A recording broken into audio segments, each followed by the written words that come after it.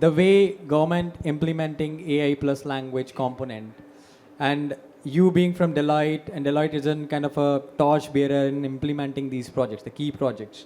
What are your thoughts on, like, are these projects being implemented in the right direction? What kind of strategies you plan for the government? And please give us an example of any key project that Deloitte is taking right now. Thank you. Thank you for having me here. So, and just a kind of preface for the people who are not exposed to government in the audience. So generally, you will feel like or you will have the tendency to understand that generally government will be lagging in the digital transformation, right? Because if you look at the startup and the entire focus is all about D2C, right? That's what Honorable Minister also said yesterday, that we have been over investing in some of the areas. And also, if you look at the kind, and I would also agree that government may not be the first mover in the deep tech, but currently they are not in the last in terms of adoption of deep tech, right?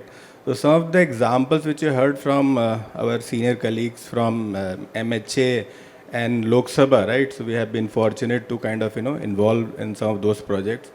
So coming back to this thing about the AI in government, right? So government has a lot of responsibilities on its own, right? Government has to practice ethical AI, responsible AI, right? This cannot be for profit. There cannot be any biases, so on and so forth. And government is not a single entity as some of you might believe, right? There are 3 tiers of government, each ministry, each department on their own, and there are agencies like NIC, MITI and all. So government needs a kind of a collaborative approach, and that's where the tools and the organizations like Bhashini come into picture.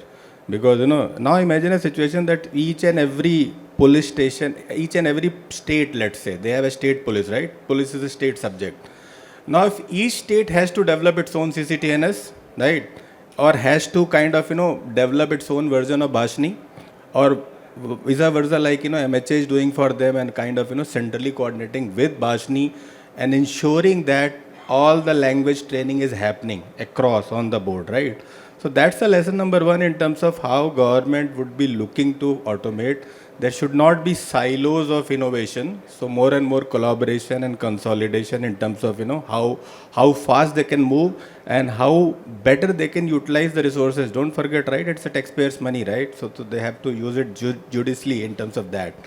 So that's one part of AI.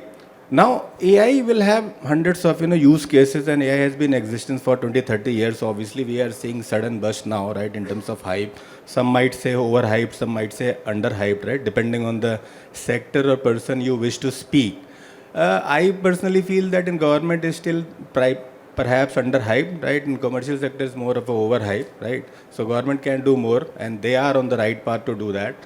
Certain things which they have to do. One is that.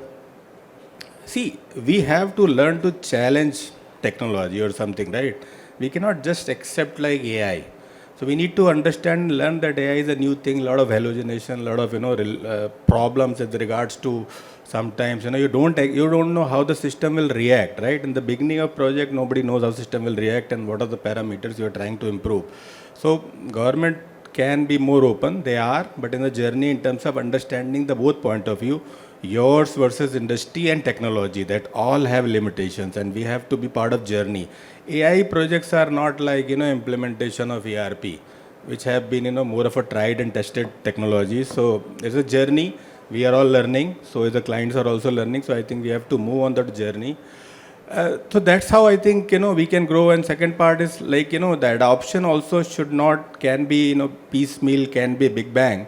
But the idea is we should spend more time in terms of identifying use cases rather than getting into the implementation side, right? Better clarity if you have in terms of what you wish to achieve from AI projects, right? The better results you will get, rather than just kind of riding in the race, the rat race currently, if I can call that notion that currently which we are in AI. So it should not be ticking the box, but like sir has explained in the nuances of, right, the CCTNS, the use cases, the problems, the areas where they need AI, rather than just a generic line in terms of I need AI, I need ML, I need deep learning. So some of these aspects, if we kind of take it together, definitely we can be one of the best, right? We have been one of the best in terms of digital transformation in public sector, like IDs, right? Like UPIs, digital locker, taxation system. We have been one of the best. Make no mistake about it, right? Wherever we go, we don't see a systems like UPI, Aadhaar, etc., right? Same way, I think in terms of adoption of AI, also we can be a flag bearer. For sure, we are in global south, but we can also defeat Western. I would think so that the kind of technology prowess and the manpower which we have in this country.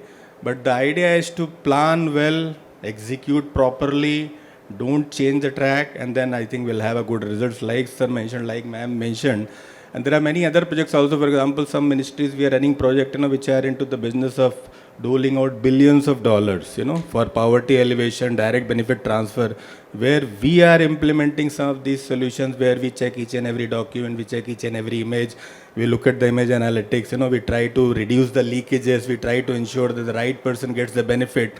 So these are some of the benefits or the, the use cases of AI.